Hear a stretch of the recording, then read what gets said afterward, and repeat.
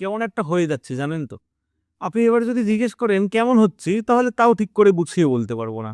একটু অগোছালো হচ্ছি, বয়স বাড়ছে, সবকিছু ভুলে যাচ্ছি, খবর দেরি করে পাচ্ছি, এইসব মিলিয়ে আর কি। এই যে সারা দুনিয়ার লোক বুঝতে পারে যে ভূমিকম্প হচ্ছে, আমার অ্যান্ড্রয়েড ফোনে যখন নোটিফিকেশন আসে তখন আমি বুঝি ও তাহলে ভূমিকম্প হয়েছিল। এবার ঠিক বিশ্বাস হয় না যে সত্যি ভূমিকম্প হয়েছিল। যাচাই করে সোশ্যাল মিডিয়ায় দেখি সবাই বুঝতে পেরেছে যে ভীষণ ভূমিকম্প হয়েছে, একা বোধহয় আমি আর আমার বাড়ির লোক বুঝতে পারিনি। একজন অভিনেত্রী রাজ্যসভার টিকিট পাচ্ছেন, আমি বহু পরে জানতে পারছি। একজন তারকার বিয়ে হয়ে যাচ্ছে, আমি জানতে পারছি না। পাশের বাড়ির কাকুর অ্যাফেয়ার চলছে, আমি তাও জানতে পারছি না।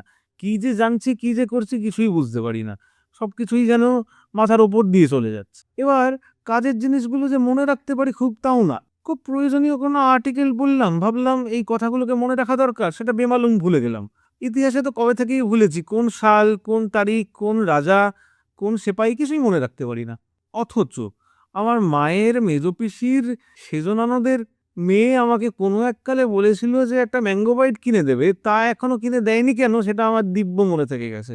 অথচ কাল রাতে আমি যে কি ডিনার করলাম সেটা মনে রাখতে পারি না। বোধহয় বয়স বাড়ছে।